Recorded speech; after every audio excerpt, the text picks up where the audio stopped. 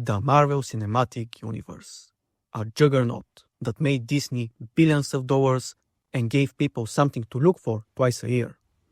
A loosely connected standalone movies that would build up to an Avengers movie every few years. They had a formula that worked. People loved it. And the box office returns started from $400 to $500 million at first and grew to an easy billion for every movie, with some exceptions. And then came Avengers Endgame, a movie that made almost $3 billion, enacted as the culmination of 12 years and 22 movies. Truly spectacular legacy of filmmaking, hard work, preparation, and consistency. And then, something changed. The first thing that contributed to their decline was something that they didn't have any control over, the COVID-19 pandemic. Now, I'm not gonna delve too deep into this because I don't wanna, but 2020 and 2021 did not do any favors for the box office revenues for Marvel. With the theaters operating at limited capacity and the people not wanting to risk their lives, things had to be delayed. And 2020 was the first year without a Marvel movie since 2009. This, of course, seeps into the next big mistake. This time, self-inflicted. Oversaturation. People loved the MCU because it felt exclusive. As mentioned, we would get 2 movies a year, sometimes 1. There was always time to build anticipation. What is gonna happen next? What characters are gonna be introduced to us? Going to see a Marvel movie felt like an event. Well, not anymore. In 2021, we've got WandaVision, The Falcon and the Winter Soldier, Loki, Black Widow, What If, Shang-Chi and the Legend of the Ten Rings, Eternals, Hawkeye, and Spider-Man No Way Home. In total, 9 Marvel projects, 5 TV shows, and 4 movies. And the subsequent years were not much different.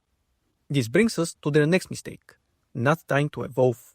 By the early 2020s, Marvel has been doing their thing for almost 15 years. And I know they say if it ain't broke, don't fix it.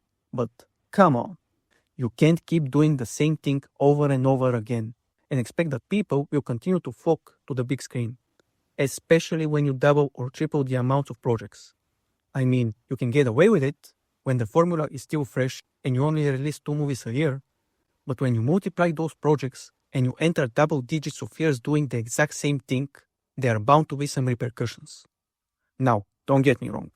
I do think that the superhero genre, like any other genre, was bound to reach its peak period at some point, before things inevitably go down, and they stay that way for some time. So, Marvel making $1 billion movies was definitely gonna end at some point. But the transition could have been a lot smoother, if they just changed a few key things. It is pretty obvious that they've been trying to find their pace, their rhythm, ever since the end of Phase 3. And unfortunately, they resorted to cheap nostalgia and relying on old characters to come and save them. Listen, I love seeing Sir Patrick Stewart in the Multiverse of Madness or Hugh Jackman in Deadpool and Wolverine. But this is a temporary fix. You need to build up new characters. And I mean new characters, not substitutes like a new Captain America or Iron Man, Hawkeye, Hulk. You get the point. Nowhere is more apparent than the next 2 Avengers movies, where they just threw everyone in the mix.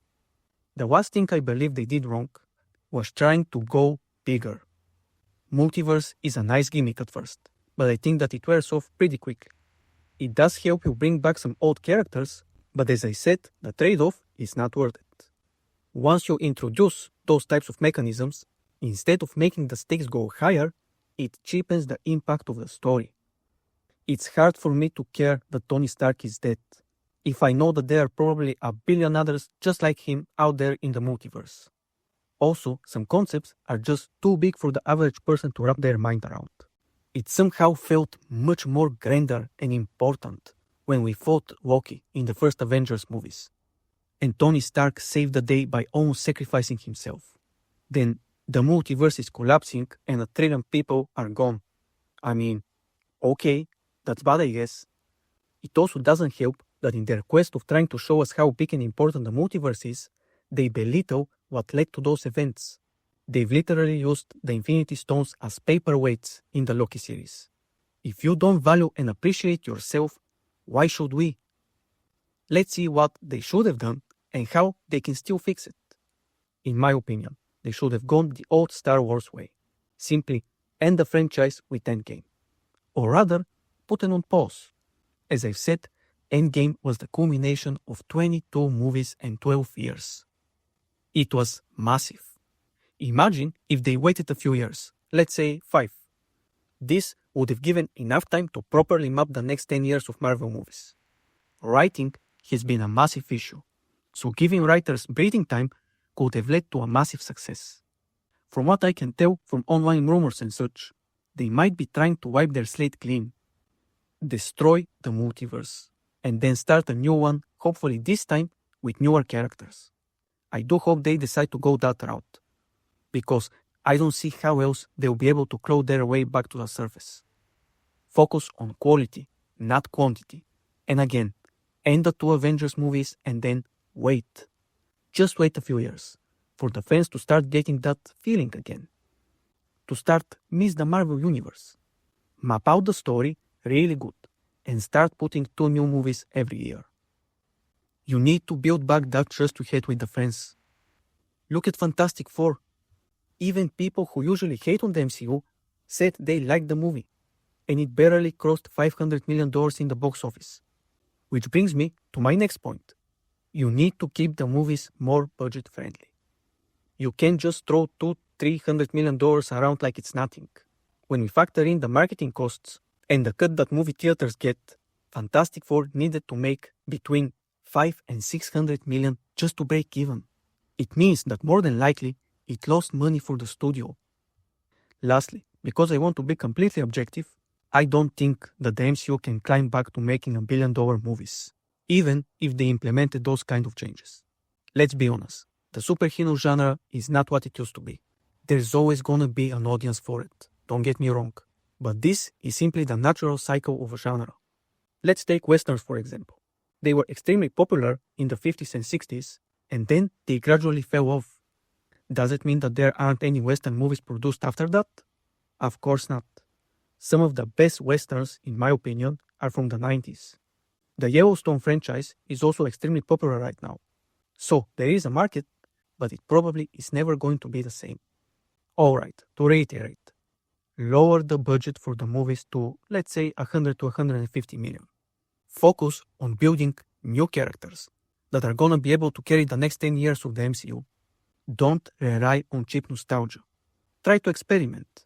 Not every movie needs to be a massive spectacle and the whole world falling apart. Stop oversaturating your own market with numerous shows and movies. Focus on 1 to 2 movies a year. Quality over quantity. And lastly, just take a break after the 2 Avengers movies. It doesn't have to be 5 years. Even 2 years is fine. Trust me. To the 10% that are still with me, I'm not making this video to shit on the MCU because it's popular right now. On the contrary, I'm making it because I care. The MCU was a big part of my life, especially around 2015 to 2019. And I wanted to succeed. I want to see it thriving. And I know they can do it. I guess we are just gonna have to wait and see. But for now, thanks for watching guys, and I'll see you in the next video.